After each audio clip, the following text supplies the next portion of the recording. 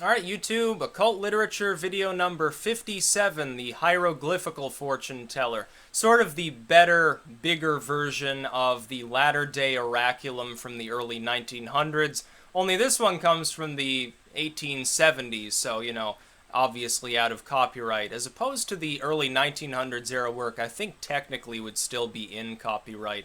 It can be arcane, so I've decided not to release an edition. This is actually better anyway. It's more expansive, so screw the early 1900s edition of the Oraculum. Link in the description first to where you can purchase an edition of this work off Amazon, my edition. Second link to my books blog. It has a great many other materials available. Grimoires, there will be big news fairly soon on the blog because I'll be working on a very important grimoire, one of the most popular grimoires that I believe has just fallen out of copyright this year. And I didn't think to release an edition, which was really rather dumb of me. I should have had an edition out now. But I'll be working on it as soon as Cultus Arborum and sort of the middle of Sickness and Hell and some of this stuff is done. So it won't take long, maybe a month tops.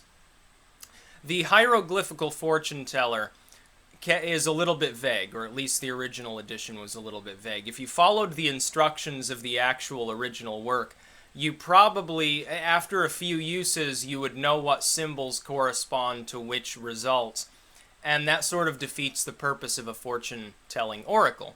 A better suggestion, of course, is to take, in the original version, Hebrew letters, in my version, just standard English lettering, because it works the same. There's 26 symbols used, 26 letters. Again, it works exactly the same. It's got A through Z, essentially.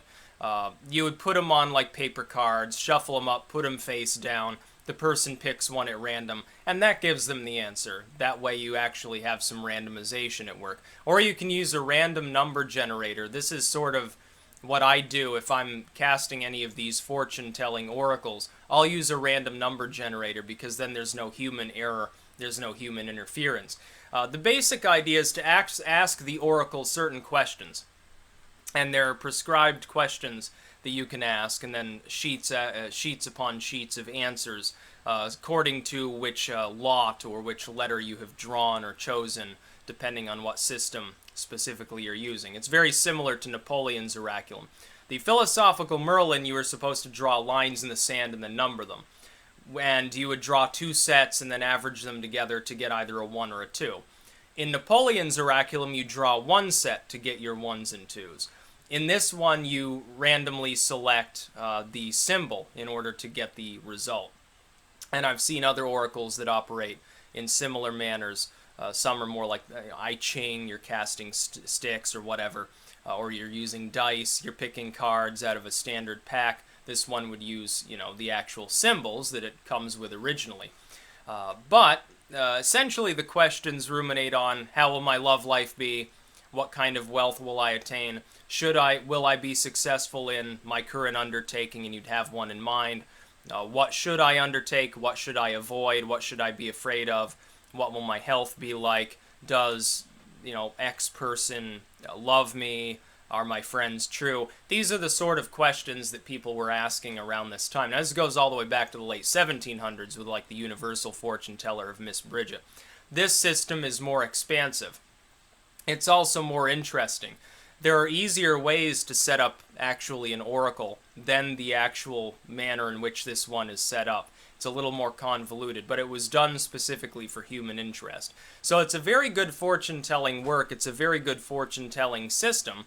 Accuracy aside, meaningfulness aside, it's an interesting work, and it's far superior to the early 1900s Oraculum, Napoleon's Oraculum, the Napoleon's Oraculum Dream Book, as opposed to Napoleon's Oraculum Book of Fate, which was Tussi's version, which has not only the shortened oracle, but it also has dream interpretation, the zodiac, card tricks, dice tricks, tricks with dominoes, folk rites and ceremonies. That one's the most expansive within the whole lexicon of similar texts. This one has the longest, most expansive oracle, and it is dedicated solely to that point. It has no other content other than the actual single fortune-telling system. It's similar to the last section of the Secret Book of the Black Arts. The card tricks in there are very similar to those you find in Napoleon's Oraculum. I'm not sure which one is influencing which. because, you know, people sometimes they write something and it doesn't get released for some time, or it's a redo of something older, so that can't necessarily be told on its face. But the hieroglyphical fortune teller is very good as far as the way in which the questions are arranged. It's relatively neat and clean compared to some of these oracles that are more sloppy. The one thing that I found infuriating is that in the original edition, this is the only manuscript I've seen where if a line of text within a page of the oracle, that is a numbered line, if it goes over the length of the line, instead of being below, like you would assume, like how we would write it, it would go on to the next line down, it goes above and off to the side in margins. I mean, it makes absolutely no sense. It happens multiple times, and it was infuriating because I'm trying to determine what line each extra piece of text belongs to. Then I realized it's always the one above the line instead of below it or to the side or something like that. I'm sitting there wondering what would possibly possess somebody to format their text in this manner. It must be some weird mid-1800s thing.